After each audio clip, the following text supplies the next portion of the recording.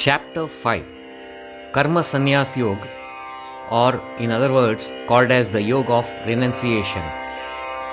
In this chapter, Sri Krishna compares Karma Sannyas Yoga, the path of renunciation of actions, with Karma Yoga, the path of work in devotion.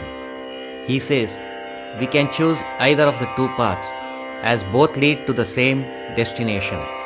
However, he explains that the renunciation of actions is rather challenging and can only be performed flawlessly by those whose minds are adequately pure. Purification of the mind can be achieved only by working in devotion. Therefore, Karma Yoga is a more appropriate path for the majority of humankind. The Karma Yogis, with a purified intellect, perform their worldly duties without any attachment to its fruit. They dedicate all their works and its results to God, just as a lotus leaf that floats on water does not get wet. The Karma Yogis also remain unaffected by sin.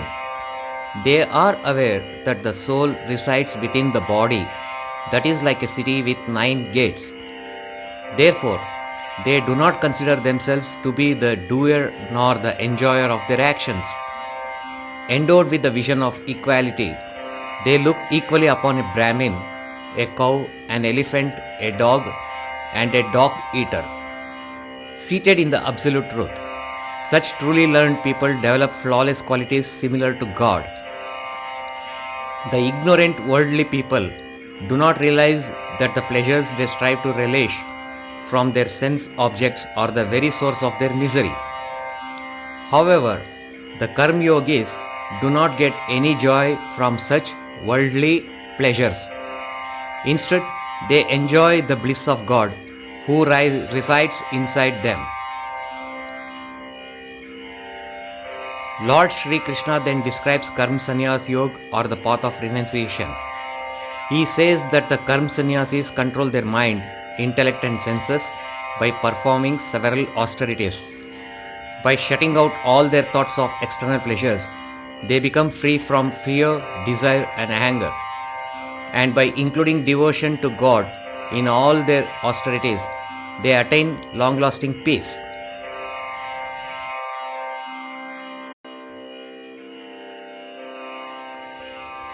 Arjuna Uvacha Sannyasam karmanam Krishna Punaryogam cha shansasi Yachcheya etayor ekam Tanme bruhi sunishchitam.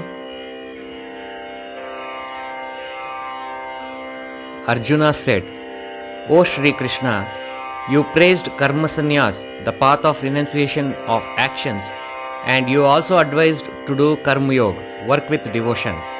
Please tell me decisively which of the two is more beneficial.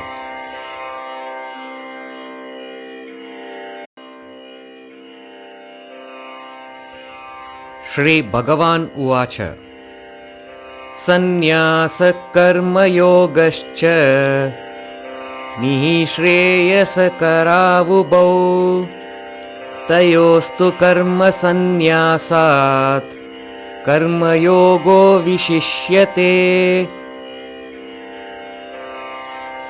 The Supreme Lord said, both the path of Karma Sannyas, renunciation of actions, and Karma Yoga, working in devotion, lead to the supreme goal, but Karma Yoga is superior to Karma Sannyas.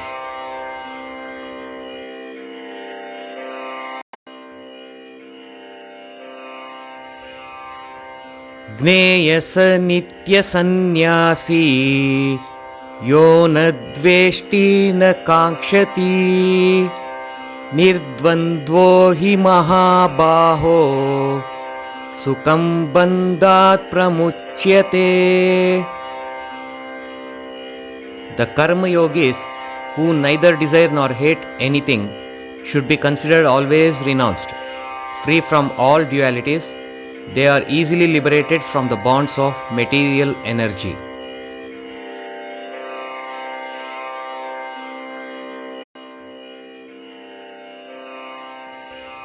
Sankhya Yogo Prutag Balaha प्रवदन्ति न पण्डिताः एकमप्यास्थितः सम्यग् उभयोर्विन्दते फलम्. Only the ignorant speak of Sankhya, renunciation of actions of Karma Sannyas, and Karma Yoga, work in devotion, as different. Those who are truly learned say that by applying ourselves to any one of these paths, we can achieve the results of both.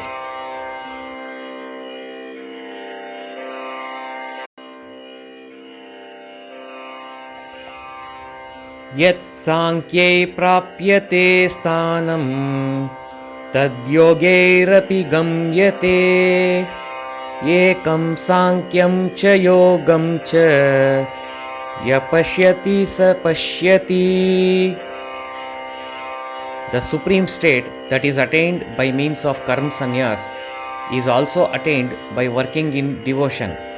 Hence, those who see karma sannyas and karma yoga to the identical truly see things as they are.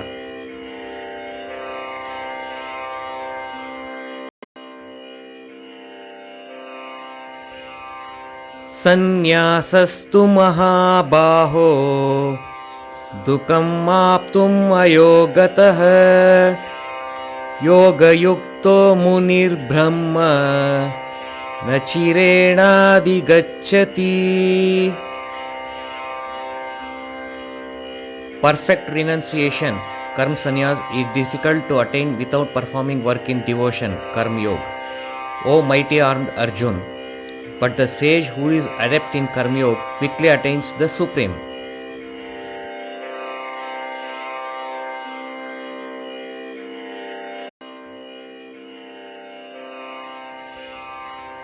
Yoga yukto vishuddhatma vijitatma jitendriyah sarvabhutatma bhutatma kurvannapi na lipyate. The karma yogis who are of purified intellect and who control the mind and senses see the soul of all souls in every living being. Though performing all kinds of actions, they are never entangled.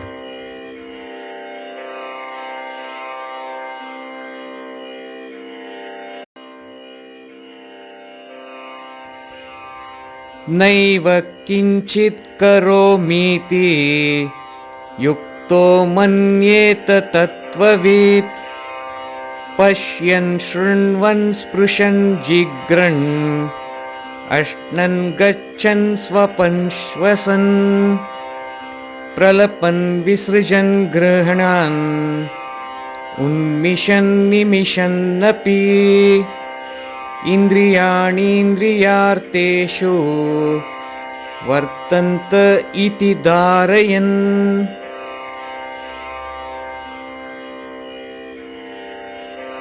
Those steadfast in karma yoga always think, I am not the doer, even while engaged in seeing, hearing, touching, smelling, moving, sleeping, breathing, speaking, excreting, grasping, and opening or closing the eyes.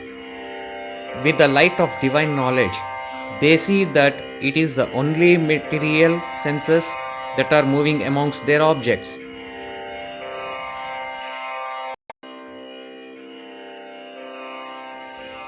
Brahmanyadaya karmani sangam tyaktva karoti yah lipyatena sapapena padmapatram ivambasa.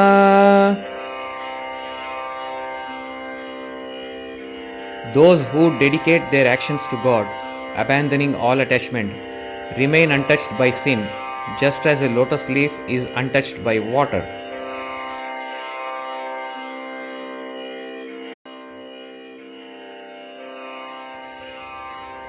Kayena manasa buddhya kevalairindrayairapi yogina karma kurvanti sangam tyaktvatma shuddhaye. The yogis, while giving up attachment, perform actions with their body, senses, mind, and intellect only for the purpose of self purification.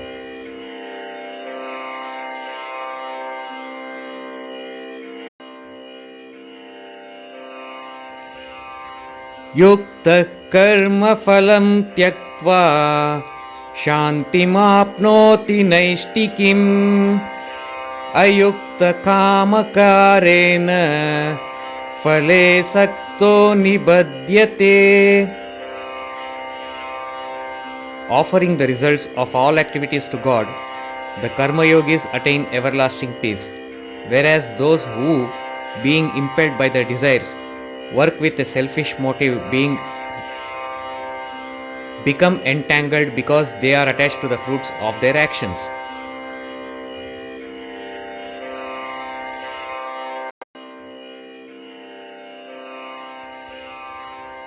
सर्वकर्माणि मनसा सन्न्यास्यास्ते सुखं वशी नवद्वारे पुरे देहि नैव कुर्वन्न कारयन्. The embodied beings who are self-controlled and detached reside happily in the city of 9 gates, free from thoughts that they are the doers or the cause of anything.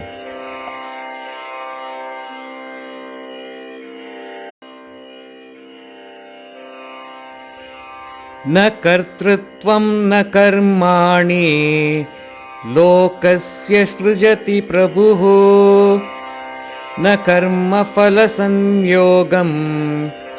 स्वभावस्तु प्रवर्तते. Neither the sense of doership nor the nature of actions come from God, nor does He create the fruits of actions. All this is enacted by the modes of material nature, gunas.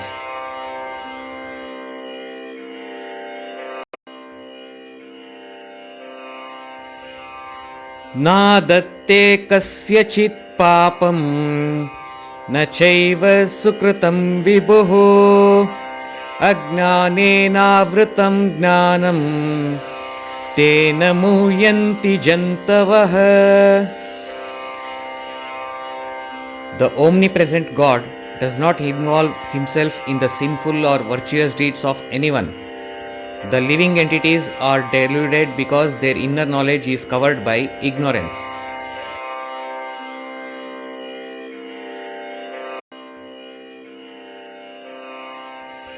ज्ञानेन तु तदज्ञानं येषां नाशितमात्मनः तेषामादित्यवज्ञानं प्रकाशयति तत्परम्. But for those whose ignorance is destroyed by divine knowledge, the supreme entity is revealed, just as the sun illuminates everything when it rises.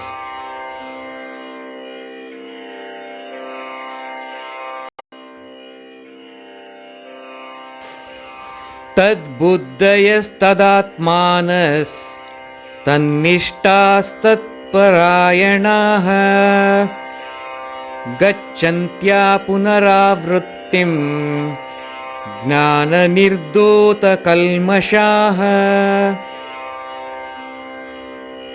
Those whose intellect is fixed in God, who are completely absorbed in God, with firm faith in Him as the supreme goal, such persons quickly reach the state from which there is no return, their sins having been dispelled by the light of knowledge.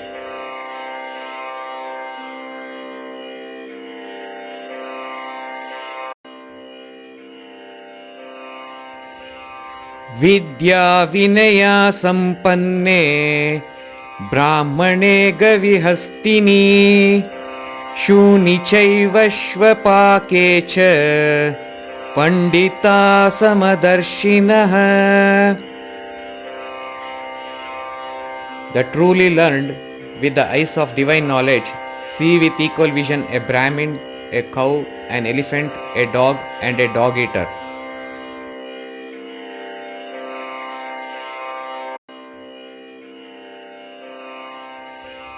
इहैव तैर्जितः सर्गो येषां साम्ये स्थितं मनः निर्दोषं हि समं ब्रह्म तस्माद् ब्रह्मणि ते स्थिताः. Those whose minds are established in equality of vision conquer the cycle of birth and death in this very life. They possess the flawless qualities of God and are therefore seated in the absolute truth.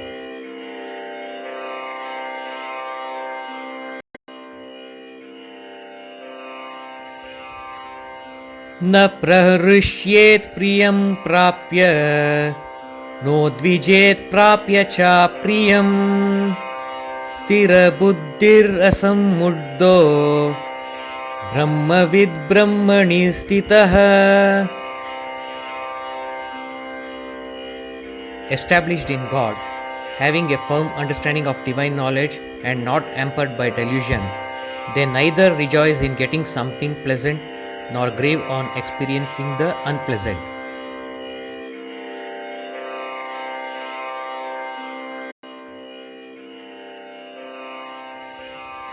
बाह्यस्पर्शेष्वसक्तात्मा विन्दत्यात्मानि यत्सुखम् स ब्रह्मयोगयुक्तात्मा सुखम् अक्षयम् अश्नुते.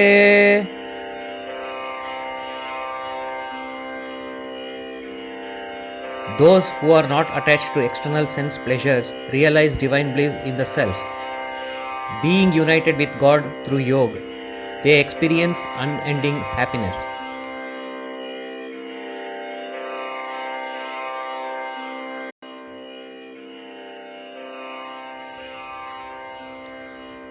ये हि संस्पर्शजा भोग दुःख योनय एव ते आद्यन्तवन्त कौन्तेय न तेषु रमते बुधः.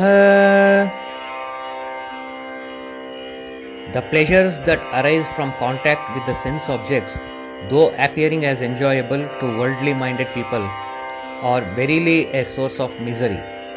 O son of Kunti, such pleasures have a beginning and an end, so the wise do not delight in them.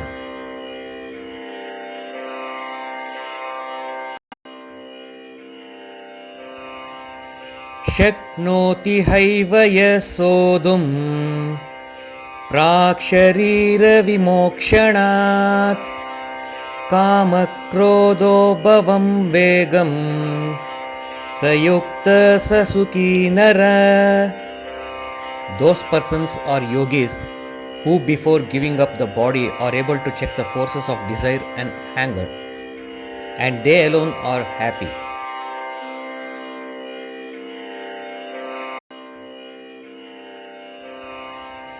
योऽन्ता सुकोऽन्तरारामस् तथान्तर्ज्योतिरेव यः स योगी ब्रह्मनिर्वाणम् ब्रह्मभूतोऽधिगच्छति. Those who are happy within themselves, enjoying the delight of God within, and are illumined by the inner light, such yogis are united with the Lord and are liberated from material existence.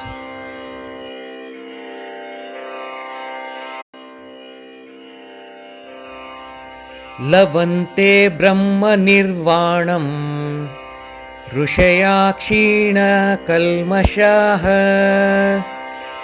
छिन्नद्वैधायतात्मानः सर्वभूताहिते रताः.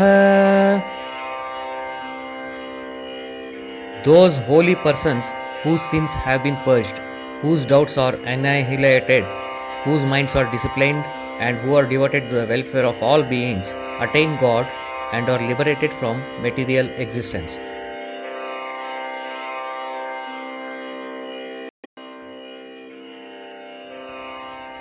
कामक्रोधवियुक्तानां यतीनां यतचेतसाम् अभितो ब्रह्मनिर्वाणम् वर्तते विदितात्मनाम्.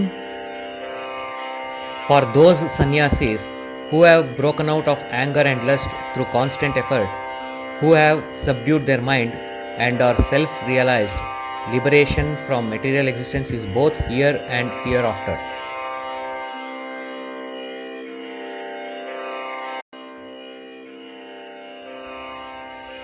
स्पर्शान् कृत्वा बहिर्बाह्यांश् चक्षुश्चैवान्तरे भ्रुवोः प्राणापानौ समौ कृत्वा नासाभ्यन्तरचारिणौ यतेन्द्रियमनोबुद्धिर्मुनिर्मोक्षपरायणः विगतेच्छाभयो क्रोधो यः सदा मुक्त एव सः.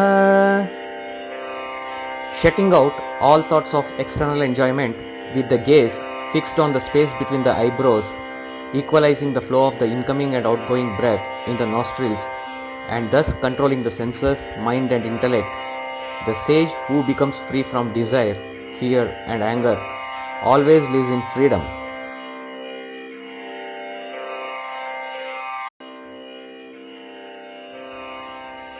भोक्तारं यज्ञतपसां सर्वलोकमहेश्वरं सुहृदं सर्वभूतानां ज्ञात्वा मां शान्तिं रिच्छति.